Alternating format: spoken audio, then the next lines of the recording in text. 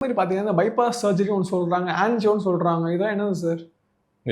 இப்போ first black இருக்கான்னு கண்டுபிடிக்கிறதுக்கு ஆன்ஜியோங்கிற டெஸ்ட்டு. இதே நம்ம வந்து ஆன்ஜியோன்னு சொன்னாலே நம்ம நெறைய பேர் பயந்துட்டு அது பண்ணாம விட்டுர்றோம். அது பண்ணா தான் நமக்கு அடைப்பு இருக்காங்கிறதே தெரியும்.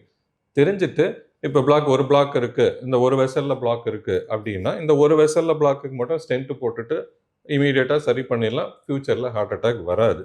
இதே இது இதுல ஒரு பிளாக், இதுல ஒரு பிளாக், இங்க ஒரு பிளாக் எல்லா இடத்துலயும் நெறைய பிளாக் இருக்கு அப்டின்னா தான் பைபாஸுக்குன்னு நம்ம போறோம். ஸோ ஸ்டென்ட்டுக்கும் பைபாஸுக்கும் வித்தியாசம் இருக்கு. சிங்கிள் பிளாக்கு ஒரு 2, 3 பிளாக் இப்போ வந்து நெறைய நம்ம பைபாஸ் பண்ணாமயே நாங்க ஸ்டென்ட் மூலியமாவே எல்லாத்தையுமே எடுக்கிறது இப்போ நெறைய அ இன்னோவேஷன் ட்ரீட்மெண்ட்ல இதெல்லாமே பண்ணிட்டுருக்கோம். ஸோ நெறைய பேருக்கு இப்போ பைபாஸே நாங்க அவாய்ட் பண்றோம். அதுக்கு பதிலா ஸ்டென்ட் மூலியமாவே மல்டி வெசல் ஸ்டென்டிங் அப்படின்ட்டு நாங்க பண்ணிட்டுருக்கோம். இது இல்லாம ஒரு பிரைமரி ஆஞ்சியோபிளாஸ்டின்னு சொல்றோம். பிரைமரி ஆஞ்சியோபிளாஸ்டின்னா என்ன அப்படின்னா, எப்போதும் நார்மலா அடப்பு தெரிஞ்சு பண்றது அது ஆஞ்சியோபிளாஸ்டி. திடீர்னு ஒரு மனுஷனுக்கு ஒரு பெயின் வந்து ஹார்ட் அட்டாக்கோட ஹாஸ்பிட்டலுக்கு வரும்போது அது பிரைமரி ஆஞ்சியோபிளாஸ்டின்னு சொல்லுவோம். அது எந்த இடத்துல பிளாக் இருக்கோ அந்த பிளாக்க வந்து 1 ஹவர் கோல்டன் பீரியட்ன்னு சொல்றோம் பாருங்க. அந்த கோல்டன் பீரியடுக்குள்ளார அந்த இடத்த பிளாக்க வந்து நிவர்த்தி பண்ணிட்டோம்னா, பிளட் ஃப்ளோ ஈஸியா போயிடும்.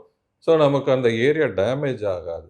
ஸோ அந்த ஹார்ட்டே வந்து பின்னாடி நார்மலா இயல்புக்கு வரத்துக்கு ஹை பாசிபிலிட்டி இருக்கு. அந்த 1 ஹவர் கோல்டன் பீரியட்ல நீங்க அந்த ஆஞ்சியோபிளாஸ்டி பண்ணிட்டீங்கன்னா, அது ஸ்டென்ட் வச்சு நம்ம காப்பாத்திருவோம். ஸோ இந்த கோல்டன் பீரியட நம்ம மிஸ் பண்ணவே கூடாது.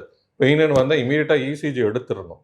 ஹார்ட் அட்டாக்கா இல்ல குடல் புண்ணா அப்படின்னு டிஃபரன்ஷியேட் பண்ணிட்டு இம்மீடியட்டா அந்த ஆஞ்சியோபிளாஸ்டி பண்ணிட்டோம்னா